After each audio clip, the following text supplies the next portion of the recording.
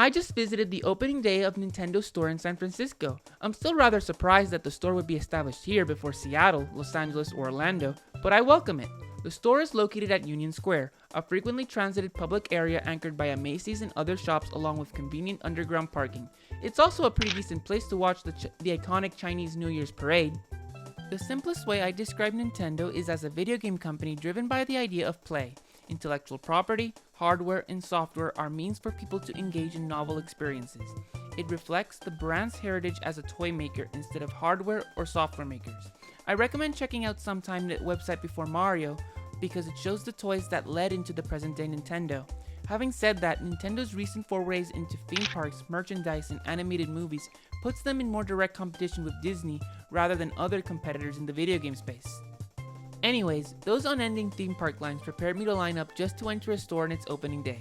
What I do wonder is whether this store is aimed at locals or tourists, and to what extent this store varies from the My Nintendo online store. For better or worse, I can't spend much today because I need to save for future travels. My goal is to acquire an Alarmo, the NSO Nintendo 64 controller, which has a tendency to be out of stock, and some exclusive merch. To even get in line, I had to log in to acquire a so-called Warp Pipe Pass, and within seconds, the earliest time slots were already booked. Still, I was somehow able to get a reservation for 2 p.m. I arrived at the reserved time, and the queue nearly took the entire street. I was worried that they wouldn't let me in because of the wait time, but a store staffer verifying that we had the QR code said that I'd be let in. The people in line seemed to be a mixture of locals and tourists, one that I overheard conversing that they came from Ohio just for this. I also noticed others wear clothing from other Nintendo branded stores, such as the one in Osaka. Though, I did hear one mentioning driving 1 hour from home, so it's a mixture of both local and tourist. An influencer on privacy within the sphere of technology used the line to interview people regarding the normalized encroachment of data collection. Meanwhile, a staff member from the adjacent Westin began distributing water bottles and snacks to people. All in all, I queued for an hour, comparable to waiting for a theme park ride. When I first entered, my first impression was how densely stocked the store was.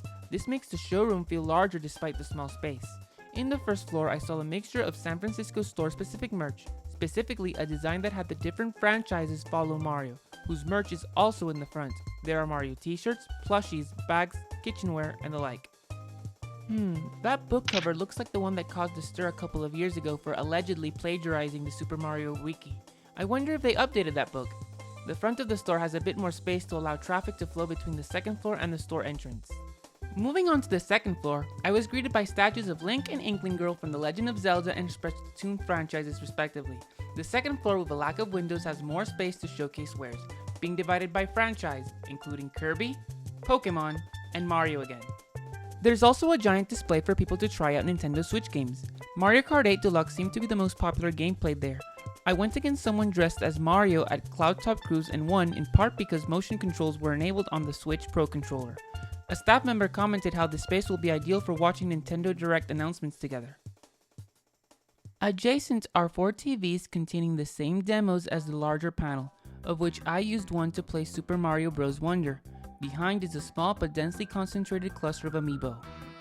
On the other side of the room was a small panel for people to check in to receive My Nintendo Platinum points and a sticker.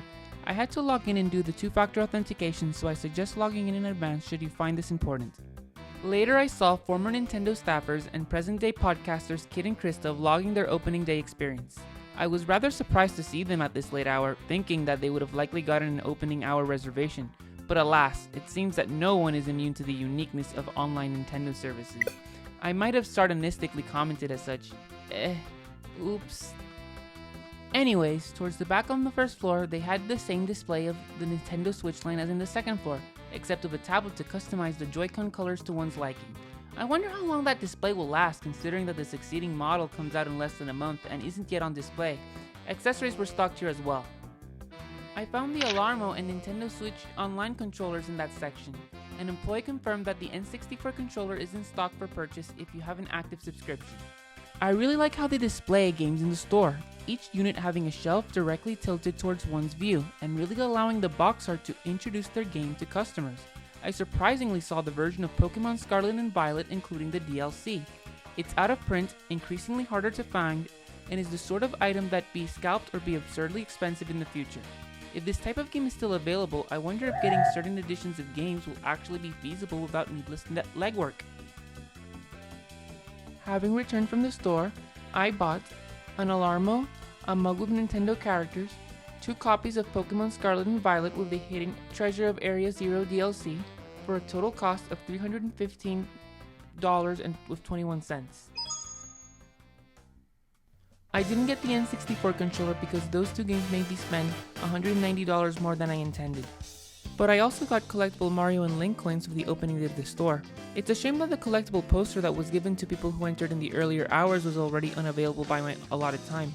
And unsurprisingly, both collectibles are already being flipped on eBay. An odd observation I made while visiting the store is that quite a lot of merch sold here isn't available on their own online My Nintendo store. An unexpected consequence is that outside of the more obvious products, it was hard to tell what products were specific to this store, specific to in-person Nintendo stores, or merch that's available elsewhere.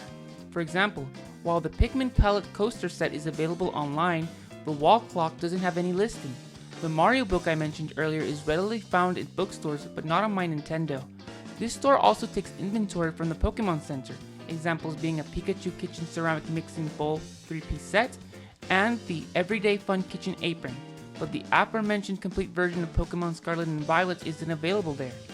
That it's here might just be a one-off due to the occasion, but I still haven't been to Nintendo New York in years and lack a proper point of comparison.